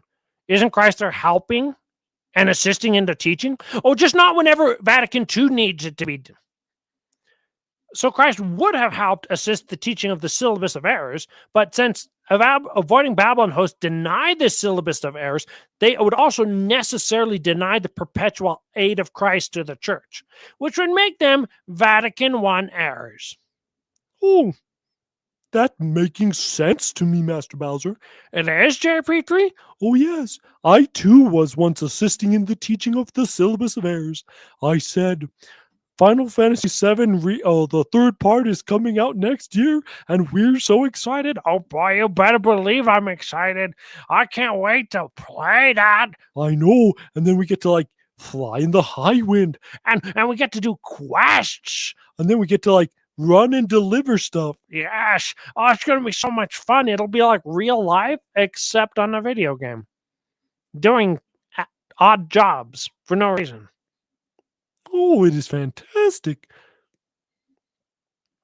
So, well, they call this freestyling theology. Eucharistic miracles tend to happen when there's an issue of unbelief. So, Eucharistic miracles tend to happen when there's an issue of unbelief. That is true. Right? Like they tend to happen when a priest maybe doubts whether his consecration is really transforming the body and blood, transforming it into the body and blood of Christ. I think that Eucharistic miracles in the Novus Ordo are for trads who are questioning the craziness in the church right now. Right. So Eucharistic miracles are there as an aid to people who are having problems with the religion. Followed by, I think The trads have a problem with the religion. Therefore, God's sending miracles in the other religion to get the trads to come back into union with the religion they're not a part of. God's sending the... How does this work? I'm trying to figure this out. So let's say Odinism is true. Okay, Odinism is true. And so God's going to make miracles in Odinism for the Catholics, who are also true, to go become Odinists. Oh, that sounds wonderful. Okay. I think that's what he tried to say. We made this one up. Oh, no, he made it up! We made up this one. I didn't know that we were just allowed to make up why God does things. I have a theory for why God does things. Because I want to. Thank you for coming to my TED Talk. I know. This is all I wanted to do was just crash out. I don't even know, like, why are these people committing public mortal sins to go to hell for $10,000 a year? Like, you could literally hire a mistress for $10,000 a year and have more fun and go less to hell than being a podcaster and going to hell for $10,000 a year. Just hire a mistress, please. Please, Anthony Abate. We won't judge you for hiring a mistress. It's so much better for everyone's soul if you would just go away, please. Anyway, I guess the changed form of the sacrament of Eucharist didn't enter into their heads. Uh-oh, it never happened. You can still definitely rest. Helped me. Me too, man. Like, you can rest with confidence that Christ is still truly present with his church in the current priesthood, in the current liturgy, with all the changes that came from the council. We still have Eucharistic miracles. You've heard the phrase, the oldest trick in the book. This is not it. Two. Yes, the oldest trick in the book. Whatever happens, it's the truth because I said so. Oh, wait, that's JP3's mouth moving. Oh, sorry about that, Master Bowser. Yes, so even though the form of the sacrament changed, and Thomists will tell you forms do not change, it's still real because someone says it's real. Therefore, it helped my faith. For $10,000 a year, I went to hell because it helped my faith. But I still drove 4 hours to get the old rite of baptism for my baby because I didn't trust the new rite. But the Eucharistic miracles, I do trust those because they're miracles. And these people have faith. I'm sorry. There's a reason Stephen Cox won't respond to Anthony Abate, and why even Anthony Stein's mad at Abate. This isn't the religion of Catholicism. This is a man who needs signs and wonders, just like all the condemned people in the Old Testament. I will not tempt the Lord with signs and wonders. Ah, woe unto you, big fat jerko man. The sign will be given you, a virgin shall conceive and bear a son. If you actually look at that passage, the king says, I'm not going to tempt the Lord. And the reply of the prophet is, but you did. Why is Abate immune from this? I know, because he made it up. Okay, continuing on part 2. Do you remember when Abate denied the authority of Pius IX? Yeah, when he said the syllabus of Aries wasn't authoritative. Oh, okay. Oh. There's not a single one that doesn't start with Luther going, here I stand, or whatever the hell he says over there. I can go no more, or whatever, and nailing his 95 theses to the wall. It's all him just going, I reject your authority. And that's it. It's all it comes down to. Yeah, so you rejected Pius IX's authority, which theologians commented on and said it was universal, ordinary, and infallible. But now you're making fun of Luther for doing what you did. Okay, make it make sense. I can't. Well, apparently surrogacy is intrinsically evil. It is now witchcraft. Yeah, it sounds like Abate literally makes up anything that he can. Like, I guess he just snorts some banned substance like snuff, and then he just says words. Even surrogacy isn't about what's best for the child. It's witchcraft. Since when did surrogacy become witchcraft? Can anybody tell me when surrogacy became witchcraft? Answer is I made it up. Yay! Oh, it's witchcraft. Yeah, it's witchcraft. I'm sorry, I didn't mean to talk over you. I was just saying, like, Yeah. This is the Avoiding Babylon show. Why I don't watch it. It's literally filled with lies and hot takes, which are so dumb. You wish you were doing like a show with Muppets and drinking alcohol. Because even watching Avoiding Babylon is painful. So remembering that Avoiding Babylon already denied universal ordinary magisterium, here they will read Vatican I, which, Vatican I, Pastor chapter 3 confirmed they have to follow. So they're already outside the church according to Vatican I, but they're going to read Vatican I against their enemies. Oh, I hope it works. That meaning of Holy Scripture must be held to be true, or must be held to be the true one, which Holy Mother Church held and holds, since it is her right to judge of the true meaning interpretation of Holy Scripture. In consequence, it is not permissible for anyone to interpret Holy Scripture in a sense contrary to this, or indeed against the unanimous consent of the Fathers. Do you remember when Anthony Abate lied about Holy Scripture and said Revelation 12 was about the Blessed Mother and that she was in hunger pains? Yeah, what the Pope is condemning is explicitly Abate. But Abate's like, I don't think it applies to me, so therefore I'm okay. Oh, is Abate like a 4-year-old in theology? Yep, pretty much. He's a teenager in theology. Oh, I didn't think so. Oh, I guess you're off scot-free. The universal consensus itself is authoritative when it proposed for belief, which is why the cities hold what they hold. Vatican I is the foundation of sedevacantism. In this clip, cities don't have miracles. It was God's will that there should be linked to the internal assistance of the Holy Spirit external indications of his revelation. That is to say, divine acts, and first and foremost, miracles and prophecies, which clearly demonstrating as they do the omnipotence and infinite knowledge of God, are the most certain signs of revelation and are suited to the understanding of all. That's an important thing to understand. So if Martin Luther was correct, grand miracles would have accompanied him. We made this one up. It's fiction. We made up this one. Yes, that's a polemical argument. But you see, Anthony Abate doesn't know the difference between a theological argument and a polemical argument. The reason why I'm saying it's a polemical argument is because Father Lavery says it's a polemical argument, and Father Lavery's a theologian. If the Sedevacantists were correct, yes, grand miracles would accompany them. So yes, there would be Eucharistic miracles, and they'll say, well, no, there's no lack of faith, but there is on my part. Wait, so because Abate lacks faith, therefore the Sadies have to make miracles? That's his argument. No, this is the argument of an atheist. Exactly. Anthony Abate is a literal atheist pretending to be a Catholic content creator. Oh, this is fantastic. I didn't realize it went this far. Yes, JP3. Anthony Abate is a lying son of a gun atheist who spends his time blaspheming God for $10,000 a year. Great. God owes him a miracle.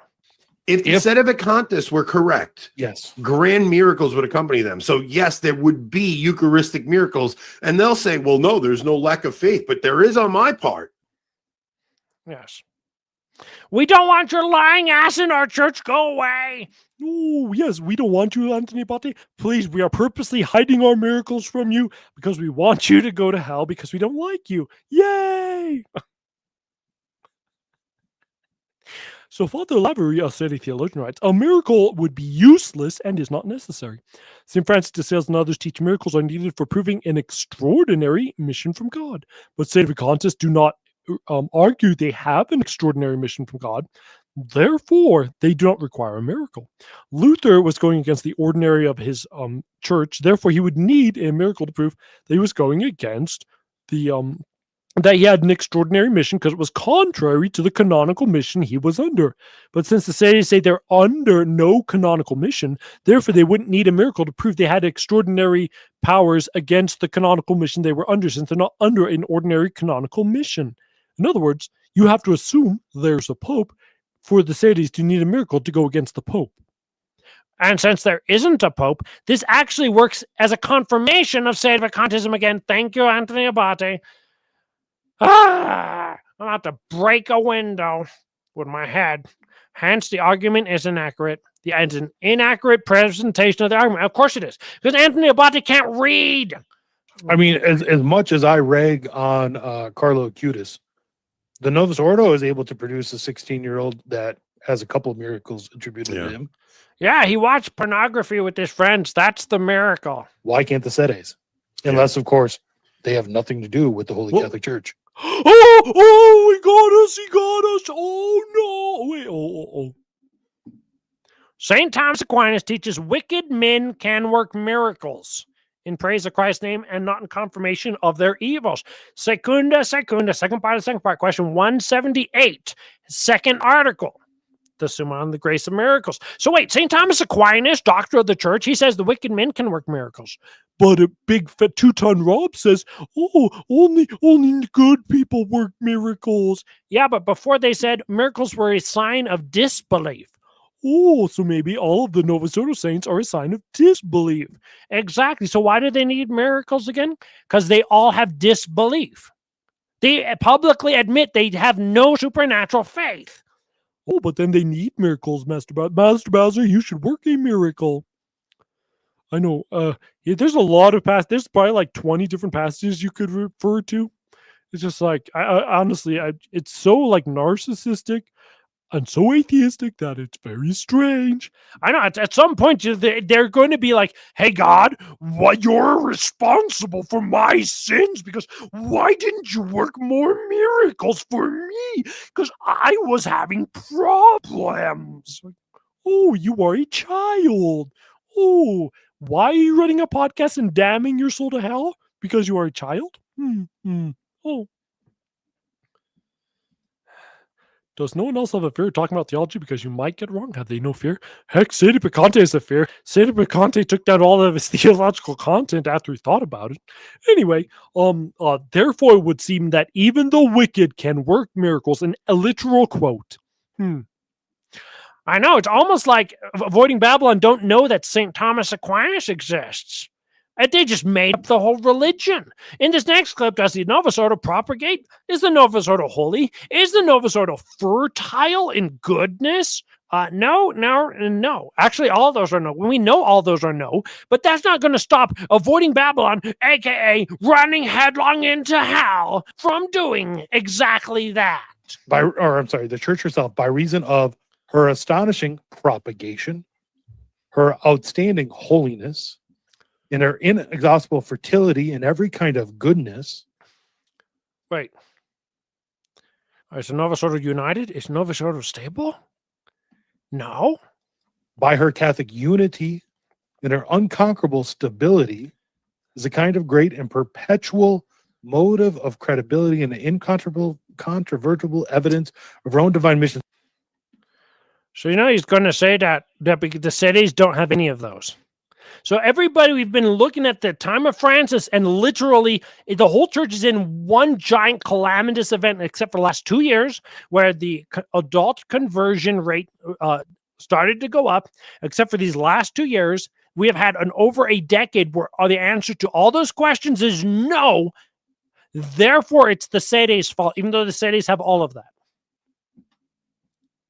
So, in other words, to have incontrovertible evidence of your own divine mission, you need propagation, holiness, goodness, unity, stability. I don't think the Sedes have any of those. Your religion says split into schism or fiducia supplicans. But the Sedes have a problem because Bishop Sanborn doesn't want to make a pope. That's the only problem we can figure out, is that Bishop Sanborn is a big stick in the mud because Stephen Heiner has a gun to his back. We know this for a fact. The Mongolians have overcome the Catholic Church. But no, it's the Sedes who have the problem, not the church, that you drove 4 hours to not attend the baptism because you hated the baptism because it doesn't proper holiness, it isn't fertile, it doesn't give you unity, it makes you feel really oozy inside, and it wasn't a beautiful ceremony with all of the exorcisms. You said, what's this new rite thing? I don't like this. I'm not going to do that. Oh, but the Sedes are wrong. Then why did you do that? Oh, he did it because he's a liar, and he's an atheist, and he wants to go to hell, and he wants to damn himself and his family. Oh, okay. Well, that makes sense then. Well, I hope his kids got baptized in the Methodist baptism so they can be saved like Eric Salmons. Yeah. Any of that. Are the cities growing? Yes. TLM Ryan said so. Is Bishop Piverinus holy? Yes, except for the fishing part. Are our people good? Yeah, you know what? The cities are some of the best people I've known. Like, non-ironically, I've been in both churches. Cities are 1,000 times better. Are we united? No, because we have Stephen Heiner and Kevin Davis, so they both need to go. Okay. Are we stable? Okay, no, okay. Mentally stable cities is a thing. They got us on that one. No, yes, that is true. There are so many online cities who are not mentally stable, just like everyone online. It's almost like being online makes you unstable. Now, Rob is saying the Novus Ordo is growing. False. Their pedo bishops are holy. False. Their common parishioners are good. False. Eric Salmons said that the common parishioners on average don't even believe in the Novus Ordo religion. So like, oh, look, you could literally play Novus Ordos versus Novus Ordos and they come out with different religions. They're united to a single church. No, they all disagree on how the blessing should be. The German bishops, the African bishops, the American bishops. They are stable as a society. Says who? They're one of the most unstable groups of people ever.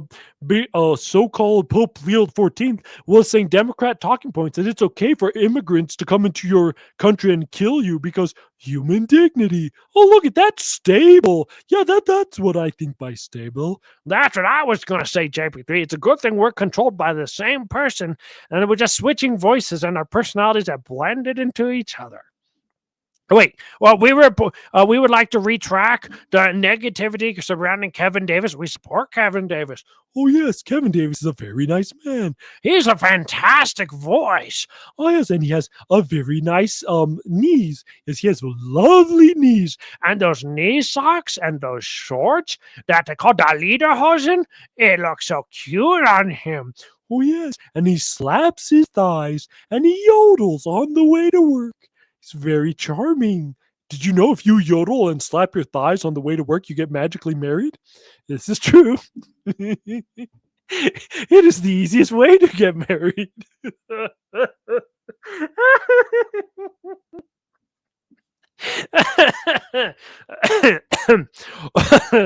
In this clip, Abate never took metaphysics, so he doesn't understand what an abstract statement is.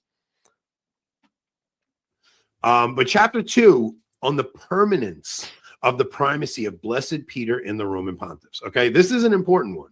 For the continual salvation and permanent benefit of the church must of necessity remain forever. Wait, where? Okay, yep, I see where you're at. Yeah. How do you get around that? Because it's talking about the nature of the thing. And it's distinguished from the individuation of the thing. Don't use big terms like individuation. Abate doesn't understand what that means because he never took philosophy. Therefore, he doesn't know how to read the text. Oh, because he is stupid. Hey, I'm going to get to heaven by being stupid. Oh, irregular blessing means good blessing. Yes, I'm giving people good blessing because I changed the topic to mean whatever I want it to mean. Yeah, that's how you go to hell. Don't do that. That's bad for you. No, it's not. Oh, yeah. Now we're going to do, look, holding CDP accountable. Is CDP explaining the text? Oh, allow me to bump my head against the wall. And then I'm going to say, he used big word. I used little word. Therefore, CDP can't stop. Hee-haw, hee-haw, hee-haw, hee-haw. Oh, and do it for an hour and a half. Oh, it is fantastic. No. Anyway, continue on with the show. This is going to be a meme, by the way. Roboto couldn't abstract out of a paper bag. For no one can be in doubt. Indeed, it was known in every age that the holy and most blessed Peter, prince and head of the apostles, the pillar of faith and the foundation of the Catholic Church, received the keys of the kingdom from our Lord Jesus Christ, the Savior and Redeemer of the human race, and that to this day and forever he lives and presides and exercises judgment in his successors, the bishops of the Holy Roman See, which he founded and consecrated with his blood. Yes. So you're saying that Francis is saying all paths to religion is what Christ wills, essentially. Because what the passage is saying is that the will of Christ to save all people and the will of the Pope are the same will. This is why Father Lavery thinks the tacit will of the Pope continues to work to this day, because the wills of the Pope and the will of Christ is not able to get away from each other. But what Abate just said was like, God wills all people to go to heaven from all religions, because that's what Pope Francis said. Oh, and if you don't have a warm butt in a seat, then he's not Pope. Yes, yeah. So Abate believes all religions are a path to God because Christ wills all to be saved. Because Abate is retarded. No, but he has a warm butt in a seat. Kind of like ours, because we've been sitting for 2 hours. They said Vatican II didn't make a new religion, but you know, blah. For this reason, it has always been necessary for every church, that is to say, the faithful throughout the world, to be in agreement with the Roman Church because of its preeminent authority, in consequence of being joined as members to the head with that see, from which the rites of sacred communion flow to all, from which the rites of sacred communion flow to all, from which the rites of sacred communion flow to all, they will grow together into the structure of a single body. Yes. I mean, yeah, so all of the rights that you have from the church flow from Christ into the Pope and into all the other members. That's what it's saying. That's the right-wing position of what Sedevacante believes. That would mean that the Pope has always believed that all religions are a path to God, because that's what the popes, who Abate says are the popes, currently believe. Okay? So you don't get to do this. No, I just pick and choose and pick and choose. If we're going to just pick and choose, we might as well just not have these documents. But because this sounds like it hurts the Sedes, who believe the same thing that the church has always believed, that's why Lefebvre wrote all that Lefebvre did, like, because we haven't changed our beliefs. We believe in the Church of the Catechism of the Council of Trent, you know, that line. Therefore, the Sedes are wrong. Oh, because Anthony Abate is stupid and makes up stuff, therefore the cities are wrong. Oh. Is he using tanning peptides, or does he find out that all we are seeking the path to blackness? Oh, what are these horrible words you are putting into our chat? So Rob hasn't figured out how to use Google yet, and how to figure out that the cities have answered this for like 20 years. So Rob's just going to go off the top of his head and pretend that he didn't have to do research for a show on an opposing position. Now, like, there's a lot more stuff I could have put into this show, but I figured this was going to go too long because it really bothers me that these people are just committing public mortal sins and calumniating Catholics with Catholic texts that we don't deny. And they're like, oh, it says perpetual. Yeah, it's called the essence of the thing. Oh, wow. Essence is a big word, JP3. You can't expect Abate to know what the word essence means. He probably doesn't know what the word transubstantiation means. Yeah, he believes what Leo and Francis believe. The bread is there and Christ is kind of there too. Ooh, his transformation. Yes, the bread is there and Christ comes to us as bread. Yeah. Hey, did you know we just read in the Catechism of the Council of Trent that the substance of the bread must completely disappear for it to make any logical sense? Wow, you mean just reading the Catechism of the Council of Trent would improve Abate's knowledge of the Catholic faith? Yes, it would. Isn't that fantastic? Oh. I mean, how do Sedes how do Sedes not dishonor St. Peter? Oh, no, Master Baz, we have to play this part. Mommy, it hurts having to think. Ooh.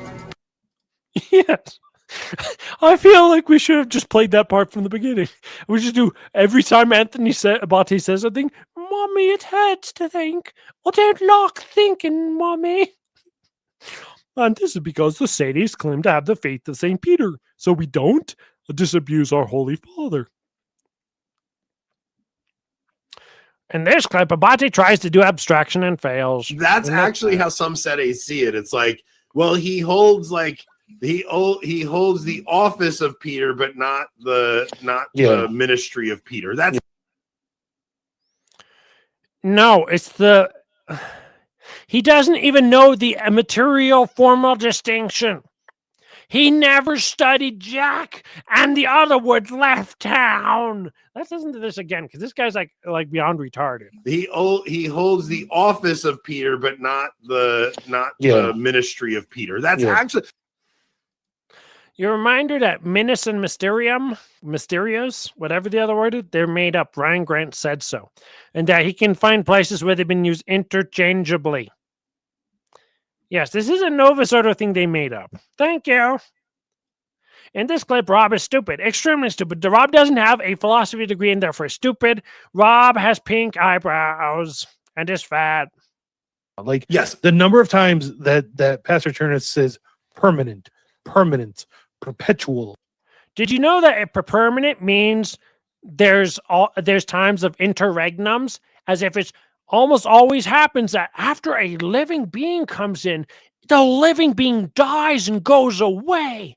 As if it hasn't happened 260 times, that would be included in what Pastor Turnus says. And Cardinal Below, commenting on Pastor Turnus, says the same thing. Or Verns Vidal, commenting on Pastor Turnus, says similar things, that sedevacantism isn't just allowed, it's an accepted position when certain criteria are met. Oh, but we didn't read that, even though Stephen Cox has talked about it, even though WM Review has talked about it, even though Abate says that he's listened to these people before, because, you see, it wouldn't help me to commit mortal sins and send people to hell, because I'm an atheist. Thanks, atheist Rob. Oh, Rob is such a lovely... Don't you just love atheists, Master Bowser? Yeah, I kind of do, actually. It kind of makes Rob grow on me, kind of like a malignant tumor, spreading around my entire body, threatening to choke the very life out of me. Oh, kind of like what he does whenever he sits down on the couch. Like, I know sedes will claim like, well, it's just a long sedevacante period, or like that. An anathema doesn't say that, it doesn't apply during like the. Wow. It's like Rob doesn't even know how to speak. He's trying to put words here. I want to say that again. A long sedevacante period, or like that. Anathema doesn't say that. It doesn't apply during like the. Oh, by the way, that wasn't edited. Perpetual, permanent is about the essence of the thing. It's abstract qualities. Why is JP3's mouth moving? The Petrine Sea, not an individuation of the Petrine Sea. Go see basic Aristotelian metaphysics. This is very basic stuff. Like, you learned this second year in college. Coincidentally, this is why a lot of people are confused as to how to read Quo Prima. The text has to be read in a certain way. Not everybody understands this, including Dan Davis, which we crashed out about a year ago. You can't just pick up theology books and read them like you know things, because you might have to actually know things. In this next clip, Rob didn't take logic because he is stupid. Because it is possible for the seat to be empty, it follows it is not impossible for the seat to be indefinitely empty. Because the existence of the seat exists in and of itself. The occupation of the seat exists in and of itself. Therefore, if the seat is empty, the seat does not cease to be. If it was the opposite, the church would cease to be every time the Pope ceased to be. I don't know how many times I had to explain Sedevacante of a normal Pope. This is just, there's nothing saying a sedevacante can't be this long, but it's like after a certain time, the nature of a sedevacante period does change with time, right? Like the sedevacante period changes with the nature of time. What is the sedevacante? A moldy piece of bread? What is it? Ice cream that you left out in your car? What is it? The dog that you left in the car when you rolled the windows up and it died in Las Vegas because it's 140 degrees inside your car? Like, what is sedevacante? Oh, I think sedevacante is a tomato plant. Yes, a tomato 70-year sedevacante period is not the same as the 2-year, 9-month longest sedevacante period on record. Yeah, because if you add more numbers to the smaller number, then it becomes a unique number. Every single day is a unique day of Sede Vacante. And I know 1,000 days of Sede Vacante, that's pretty normal, but like 1,001 day, that's unheard of. It's a dogma of the faith that 1 minute past 1,000 days, and this is ex cathedra dogma, accordingly to Rob. It's a completely different reality. Just like when you issue an ecumenical council, you just make up whatever you want to believe about it, then it's true. Welcome to atheists doing Catholicism. Just by its very nature. Bite someone. If A, then B, then C. If the Pope, when elected, then the Catholic Church does not tell me when B happens. If A, when B. A is restricted to B. And when B happens, then you get C. So you can't have C without B. But B only gives you an A. So if no A, we'll get rid of the A, then you don't get a B. And then we don't have a B anymore. So then the C would not be a C anymore. Or else the C always exists as a C, and we put it in a little circle. The B always exists as a B, put it in a little circle. And the A always exists as a little A, and put it in the circle. Because if he's right, then the church has ceased to exist, and he's an atheist. Anyway, I think that was actually incorrect logic, but Sede Vacante is retarded as well. Sede Vacante was so dumb, he listened to Avoiding Babylon's show. How dumb do you gotta be? AB isn't Trad Inc., okay? Okay? Taylor Marshall. Oh, Taylor Marshall. They mentioned Taylor Marshall. Taylor Marshall. Oh, look at that. They mentioned Taylor Marshall again. Taylor Marshall. Oh, look at that. It's not Trad Inc. They don't all talk about Taylor Marshall every single show. Just every show that I watch. Well, that was the show. That was the crash out session for Catholics reviewing atheists pretending to be Catholic, I guess. I guess that's what we'll name the show. Oh, I wonder why I was here since you did most of all the talking, Master Bowser. Because I was lonely. Don't you know the reason you do podcasts is because you need friends? Oh, why don't we do the song and play it? Oh. And that is the show. All I got were double D's. What? No, you didn't. And I think these two have a point. But I like Taylor Marshall. It's like no, don't have a point. Don't like Taylor Marshall. It's a time to end the show. Because I don't know about you, but I don't want to listen to Taylor Marshall talk for the next few millennium, 100 years. Oh, and now it's time to end the show. This is the part of the show where we end the show. And the wolf howls. And JP3 says, why don't we end the show? Oh, why don't we end the show? It's been 2 hours. And then Master Bowser says, I think these two have a point. And I don't. I'm not going to say that. Why would I say that? Brought to you by Lot's wife. That's right. If you want to go to hell and get lots of salt in your veins, look at these mad faces looking at us. Oh, they are scary. Then you should listen to Anthony Abati. Hellfire guaranteed. Make up the religion as you go. And then you can go and bully young men into following your cult. Oh, I love bullying young men into following my cult. That's right. Bullying young men to following into your cult. All of them are stupid, and they repeat the same arguments that the Sadists have been responding to for 20 years. And they can't think of new arguments, and the jurisdiction question still doesn't work because no one knows what it is, and we're still doing this show because this is our life. Oh, this is what Sede Vacantism is on Twitter. It's just non-stop repeating the same exact content over and over. And this is the show. Every single week, it's the same exact show. Just sometimes we're happier, we put more effort in. Other times, it's complete garbage, and this was complete garbage fest. Thank you all for watching. It's the last Goodbye, God bless you. Remember to pray rosary, and remember to mute JP3 so he doesn't talk ever again on the stream. Good night, and God bless. Oh, good night, everyone. And by the way, my weight is a miracle. Good night. Good night.